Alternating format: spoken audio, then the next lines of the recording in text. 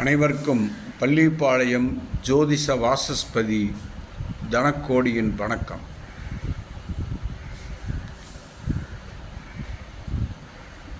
திருமணம் என்று எடுத்துக்கொள்ளும்போது ஒரு சிலருக்கு நல்ல முறையில் பிடித்த முறையில் திருமணம் நடைபெறுகிறது.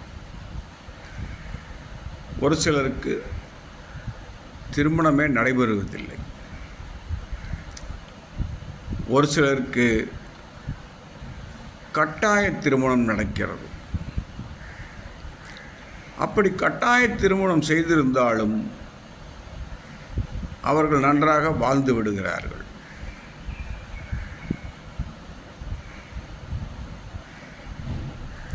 இதை நாம் கவனித்து பார்க்க வேண்டும். ஒரு சிலர் இந்த கட்டாய திருமணத்தில் செய்து கொண்டு அதன் பிறகு கள்ளத் தொடர்புகளும் அமைகின்றன. இதற்கான ஜாதக நிலை என்ன, கிரக நிலை என்ன என்பதை பற்றி சிந்திக்கும்போது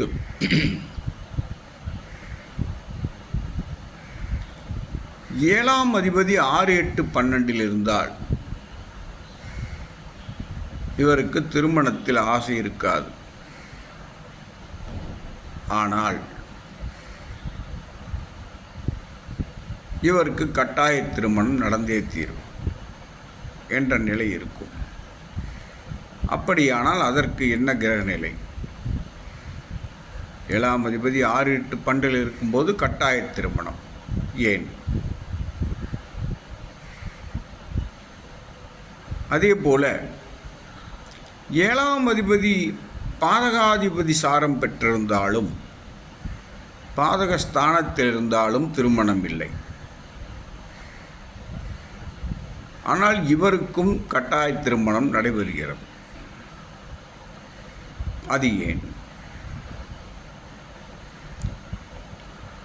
அதே போல 7ஆம் அதிபதி அஷ்டமாதிபதி சாரத்தில் இருந்தாலும் அஷ்டமாதிபதி வீட்டில் இருந்தாலும், அதாவது 7ஆம் அதிபதி 8இல் இருந்தாலும் இவருக்கும் திருமணத்தில் பிரச்சனை வருகிறது.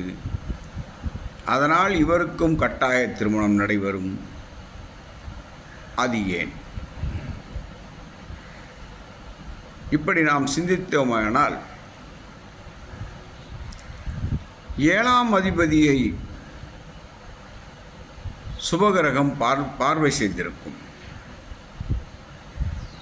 குரு, சுக்கிரன், வளர்பிறை சந்திரன் இவர்கள் 7ஆம் அதிபதியை பார்வை செய்திருப்பார்கள்.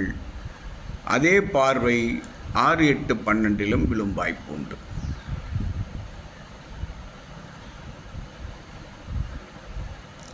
குரு பார்க்கிறார் என்றால் கவனித்துக் கொள்ள வேண்டும். ஒவ்வொருவரையும் கவனிக்க வேண்டும். இப்போது கட்டாய திருமணம் நடைபெற்று வருகிறது.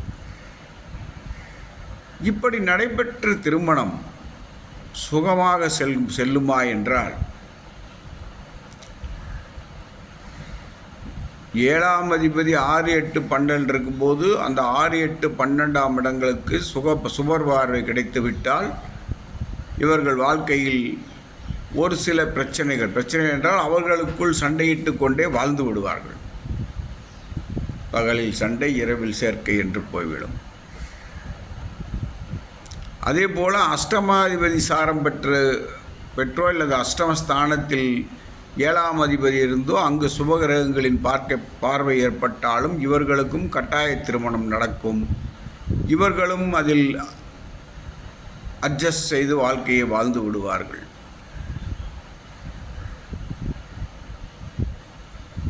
இப்படி இருக்கும்போது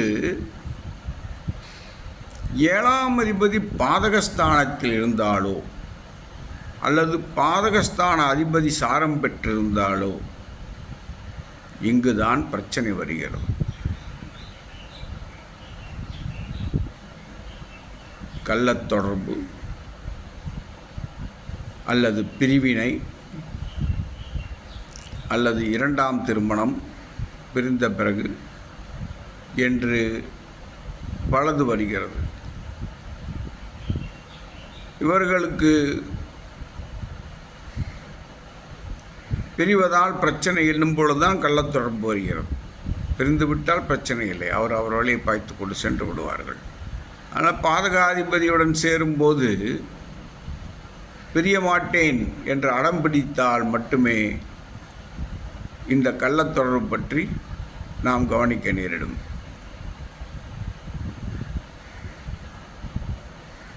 இந்த பாதகாதிபதி ஸ்தானம் பெற்றவர்கள் இரண்டாம் திருமணம் கண்டிப்பாக செய்து கொள்வார்கள். சுபகிரகங்கள் பார்க்கப்படும் போது இரண்டாம் திருமணம் கண்டிப்பாக அவர்களுக்கு நடந்தே தீரும். இதையும் கவனத்தில் கொள்ளலாம். திருமண பொருத்தம் பார்க்கும்போது இதற்காகத்தான் சொல்கிறோம், நட்சத்திர பொருத்தம் மட்டும் பார்த்தால் போதாது, கட்ட பொருத்தமும் பார்க்க வேண்டும். ஒரு கிரகம் எங்கு நிற்கிறது, அது எங்கு பார்க்கிறது, அதனால் என்ன பலன் என்பதையும் நாம் கிரக பார்வையை வைத்து பார்த்து கொள்ள வேண்டும்.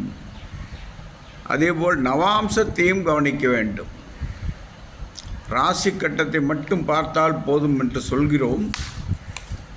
அது 75% தான்.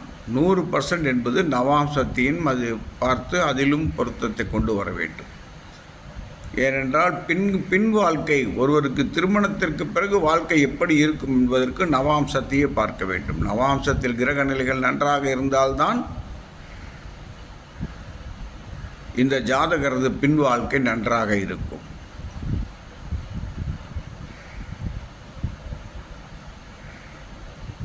ஜோதிடம் என்பது எவ்வளவு படித்தாலும் நான் முழுவதும் படித்து விட்டேன் என்று யாராவது சொன்னால் அதில் உண்மை இல்லை. தினமும் ஒரு விதி ஜோதிடத்தில் உருவாகி கொண்டுதான் இருக்கிறது.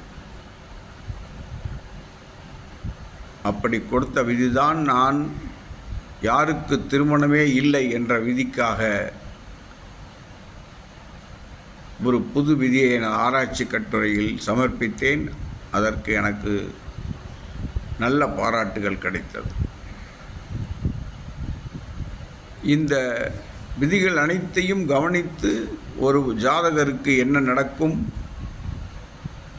அவர் திருமணம் அவருடன் செய்யலாமா, கட்டாய திருமணம் செய்து வைத்தாலும் இவர்கள் வாழ்ந்து விடுவார்களா என்பதையெல்லாம் கவனிக்க வேண்டும்.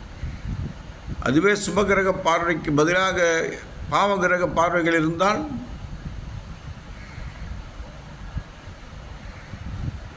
6, 8, 12 என்றால் பிரிவினை.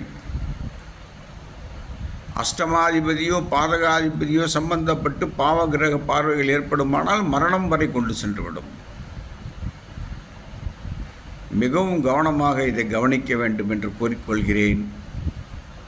மேலும் விவரங்களுக்கு என்னை தொடர்பு கொள்ளலாம். எனது ஃபோன் நம்பர் 9364111294 மற்றும் 9487313300, அதாவது 93 64 11 12 94 மற்றும் 94 87 31 33 00.